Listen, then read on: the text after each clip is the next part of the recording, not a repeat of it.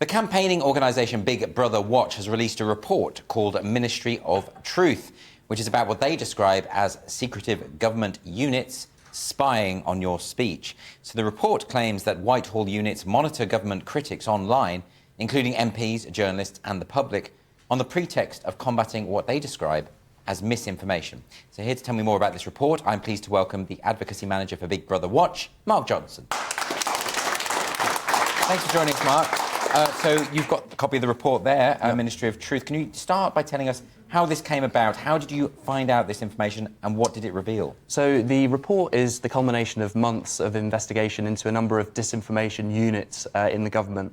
And we'd heard snippets about these units over the last kind of year or two. We knew that they were operating and we knew that they had a very close relationship with social media companies, which basically gives them a hotline to censor speech online. And we thought we really need to find out more about this. The government have been really, opaque about these units, really not letting on about what they're doing. So we did a big piece of work. It was months of research using open source information, data subject access requests as well, and freedom of information requests. And what we found really is that far from looking at disinformation, actually a lot of these units, including the counter-disinformation unit, which is probably the largest one, they were looking at criticism of government policy and actually monitoring dissent, particularly during the pandemic when they were most active. Can you give us some examples of the kind of people they're monitoring? Yep, absolutely. So we spoke to people across the political spectrum and we encouraged people to put in these subject access requests so we could find out what the units were looking at and whether they were looking at these people. And I'll give you, one very good example. The veteran Conservative MP, David Davis, he was put into a vaccine hesitancy report, a disinformation report, if you like, for criticising the government's vaccine passport policy. We also found out that Whitehall had basically encouraged the Department for Health to attack the Daily Mail for reporting on, COVID modelling and whether modelling was accurate. But actually, they went for a full kind of frontal attack on the Mail. So there was a kind of freedom of press angle there as well. So a lot of what we found, in fact, loads of what we found really was that they weren't looking at disinformation, certainly not in this case. They were really going above and beyond that. And they were monitoring dissent and criticism of government policy. I even read that they recorded the journalist Peter Hitchens for sharing an article on the website Spiked, which I used to write for. They said that Peter was trying to influence a vote in Parliament. I mean, heaven forbid anyone might try and influence a vote in a democracy, not least a journalist who was writing about it. But another, great example of somebody that was actually, critical of the government.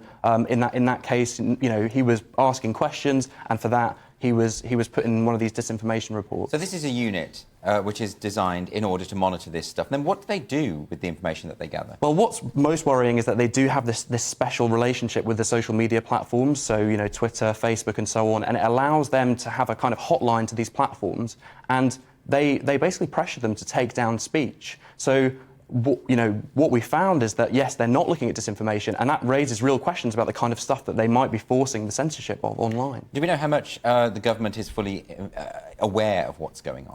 They're fully aware. Unfortunately, it does speak to the state of free speech in the UK at the moment. The government ministers have actually boasted about taking down inappropriate information online. That's a quote. Chris Philp used that to say, we're taking down inappropriate information. Wow. In Parliament, he boasted that. And yet they won't be forthcoming about the kind of information, and all that we know about these units is basically in this report. And as I said, it's really not disinformation from what we can see, it's criticism and dissent. Because we've seen, obviously, with the Twitter files that have been released, the extent to which there's even been FBI involvement with Twitter, in which Democrats and Republicans have been contacting Twitter and saying, take down these tweets, please, and they've been complying. Absolutely. But we didn't think it was happening here. And it is. And the government are boasting about it, but not being transparent about it, which is probably the very worst of all worlds. The relationship between government and big tech is converging. They wouldn't like you to think that, but it really is. And the fact that there is a hotline of this kind is worrying. It needs to be scrutinised fully. And in fact, we're calling for the CDU, the Counter-Disinformation Unit, to be shut down, to be investigated fully, and for some light to be shone on some of these practices. Now, you've been calling for that, and you've obviously compiled this very detailed report. Have you had any feedback or response from the government? So far, the government have the response has been quite muted. They haven't denied any of this at all. They've tried to suggest that because lots of the information was in the public domain, the mass monitoring and recording of information which was critical of them under the guise of disinformation, combating disinformation is legitimate. I mean, that's what they've said, but no denials at all. The response across the political spectrum has been good as well. We've had MPs saying they are concerned. Are they looking at me? When a Conservative member of Parliament is in one of these disinformation reports, who, by the way, had videos taken down from YouTube during the pandemic. Yes, David Davis. Yes, yeah. Who else could they be monitoring and recording? I mean, is it just that they don't see this as a problem because this kind of thing has become normalised? I mean, you've got police in Scotland who have recorded hundreds of jokes that they've read online, not told the people that they're recording them, but they've recorded it nonetheless. And they could defend that by saying, yes, well, we're not taking action, we're simply recording what people have said. Yeah, I mean, as I said, it really speaks to the kind of where we're at in terms of the health of freedom of speech in the UK at the moment. It is worrying, and obviously all of this is under the shadow of an online safety bill which is coming, which still poses a major threat to freedom of speech in the UK too.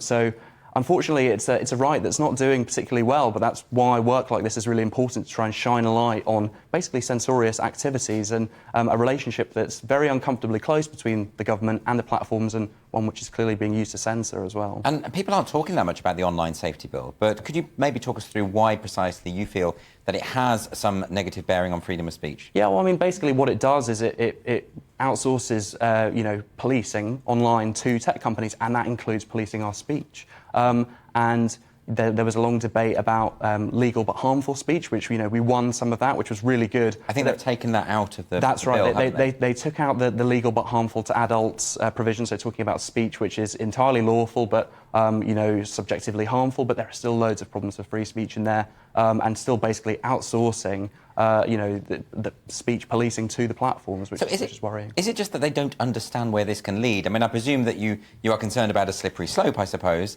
but why can't a government, particularly a Conservative government, see that free speech needs to be upheld? I think when you've been in government for as long as this government have, obviously you can be complacent, particularly when it comes to protecting civil liberties, if and when at some point in the future they do lose an election, I'm sure they'll come to really realise how important those civil liberties are when they're not sat on the throne. And do you have any confidence that a Labour government would do better? I will be very interested to see on the online safety bill. I've been quite disappointed so far with what we've heard from Labour, but we will just have to take it as it comes, I'm afraid. Yeah, I rather nervously suspect that it's going to be bad either way. Anyway, Mark Johnson, thanks very much for joining us today. Thank you.